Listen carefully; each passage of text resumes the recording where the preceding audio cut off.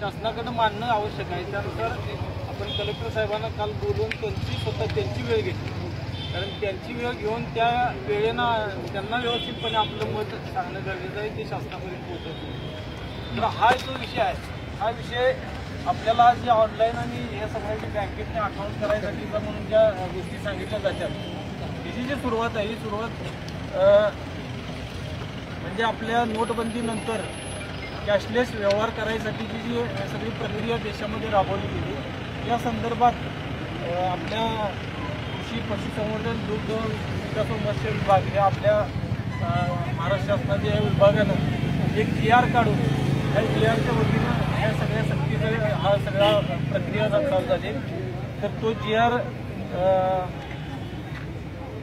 13 जून 2017ला लागू केला आहे आणि त्या GR मध्ये सगळी प्रक्रिया ऑनलाईन करायच्या या उद्देशानं, त्यामध्ये सुद्धा आपल्या सगळ्या प्राथमिक दूध संस्था, त्याचबरोबर आपण सगळे जे दूध उत्पादक आहे त्या सगळ्या दूध उत्पादकांनी या ऑनलाईन ही सगळी प्रक्रिया राबवायला पाहिजे म्हणून हा GR तो निघाला आहे। त्यामुळं आपण हा GR आता जी आपली सक्ती चालू आहे, तर ह्या GRच्या अनुषंगानं सहकार विभागानं, त्याचबरोबर आपले दूध संघ आहेत, गोकुळ आहे, वारणा आहे किंवा स्वाभिमानी आहे, तर ह्या दूध संघांच्या मार्फत, कारण शासन दूध संघांच्यावर दबाव आणायला लागले, दूध संघ आपल्या प्राथमिक दूध संस्थांच्यावर दबाव आणायला लागले, तर ह्या सगळ्या गोष्टींना जर थांबवायचं असलं तर आपल्या ज्या अडचणी आहेत त्या आपल्या अडचणी शासनापर्यंत मांडणं गरजेचं आहे व्यवस्थितपणे, आणि हा GRला स्थगिती घेणं आणि त्वरित या कारवाई थांबवणं आवश्यक आहे। तर हा GR बंद करावा म्हणून आपली ही रद्द करावा, हा रद्द करायसाठी आपली ही मागणी आपण कलेक्टर साहेबांना देतोय।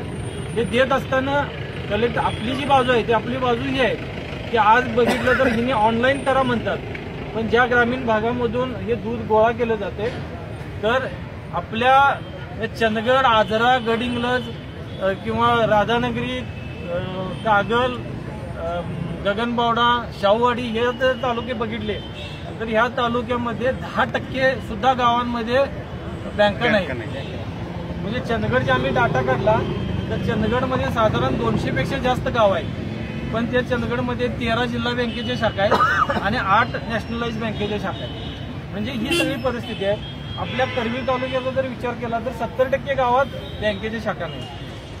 दुसरं की हातकणंगले, शिरोळमध्ये 60% गावामध्ये बँक शाखा नाही। एका बाजूला बँकिंग व्यवस्था नाही आणि हे ऑनलाईन आम्हाला करायसाठी सक्ती करायला लागल्यात। दुसरी जी महत्वाची गोष्ट आहे, आम्हाला दूध बिल किती येते, तर आपले पशुखाद्याचं आणि काय आमच्या वैद्यकीय सेवा वगैरे जे आपण वजा केलं, कटिंग केल्यानंतर, तर आपल्याला 80% लोकांचं दूध बिल 500 रुपयापेक्षा कमी आहे, 500 रुपयापेक्षा कमी आहे।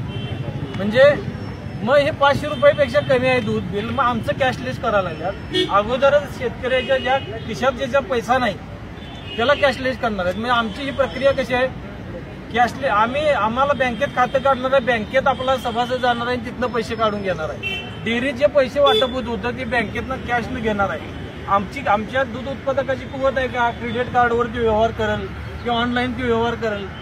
म्हणजे जे शेतकरी, जे दूध उत्पादकांचं दुधाच्या बिलातनं सगळा संसार चालू आहे, त्यातनं पैसेच त्याचं शिल्लक राहत नाही, आणि अशा लोकांना कॅशलेस करा म्हणून हे सगळा दबाव चालू। तर ही बाजू आपली सगळ्यांची कलेक्टर साहेबांना सांगणं आवश्यक आहे आणि त्यासाठी आपण सगळे इथे एकत्रित आलाय। ही सुरुवातीला हा एक GR बदलायची ही लढाई, ही छोटी नाही, त्यामुळे आपण सगळ्यांनी समजून घ्या। आज आपण ज्या पद्धतीने आपण हे म्हणणं मांडणार आहे, हे म्हणणं ह्याच्यावर त्वरित जर कारवाई झाली नाही किंवा आपल्यावर ज्या ही सक्ती चालली आहे, सक्ती जर नाही थांबली तर निश्चितपणे आपल्याला एक तीव्र आंदोलन करायच्या पवित्र्यात आपल्याला सगळ्याला उतरायला, नाहीतर आपल्या 50 रुपये 100 रुपये बिलासाठी आपण एवढ्या पैशासाठी आपल्याला दुसऱ्याच्या गावात जाऊन 3-3, 4-4 तास जर आज आम्ही बघतोय, आता आपली परिस्थिती आहे, आता 4 वाजले साहेब, सगळ्यांना ऐकून घ्या, आता 4 वाजले, आपल्या सगळ्यांना धाकधूक आहे की आता आमची तारीख टायमिंग चुकते का? ही सगळ्या परिस्थितीत आम्ही सामोरं जातोय आणि हे वास्तव प्रशासनापुढे मांडायसाठी आमचा हा पहिला प्रयोग आहे। त्यामुळं आपण आता हे निवेदन आपण देऊ। सगळ्यांना विनंती आहे की आपण अगदी शिस्तबद्ध हे सगळं तिथं दंगा वगैरे काही नाही, व्यवस्थितपणे कलेक्टर साहेबांनी सुद्धा आपल्याला वेळ दिली आहे. त्यामुळे आपलं म्हणणं आपण शांततेनं त्याच्यासमोर मांडू. पण हे जर होत नसलं तर आपल्याला भविष्यातल्या एका तीव्र आंदोलनासाठी तयार राहावं लागणार आहे, हे सगळ्यांनी समजून घ्या. आणि त्यामध्ये आपल्या सगळ्यांचा सहभाग भविष्यात असणं गरजेचं आहे. तर हा या सगळ्या गोष्टींपासून आपली मुक्त बँकेतून घ्यायसाठी सक्ती चालू आणि ह्याची एकदम जी वास्तव परिस्थिती आम्ही सुद्धा हे निश्चितपणे म्हणतो की या भविष्यातल्या सगळ्या विकासाच्या दृष्टीने ह्या सगळ्या गरजा ह्या ऑनलाईन होणं आवश्यक आहे हे सगळं. पण एक्झॅक्ट ह्या सगळ्या परिस्थितीमध्ये आमच्या दूध उत्पादकांना जे बँकांच्या मार्फतच पेमेंट घेण्यामधल्या ज्या अडचणी आहेत ते शासनाबरोबर मांडायच्या दृष्टीने आम्ही आपल्याला राज्यभरचा निर्णय असेल. हो हो सर. मग त्या आता प्रॅक्टिकली आमच्या ज्या अडचणी आहेत सर त्या आम्ही निर्णय काय झाला डायरेक्ट त्याच्या हातात जमा निर्णय 13 जून 2017ला एक GR झालाय की आपल्या कॅशलेस करण्यासंदर्भात त्या खात्यावर जमा करायचे. हां, त्या खात्यावर पैसे जमा करा.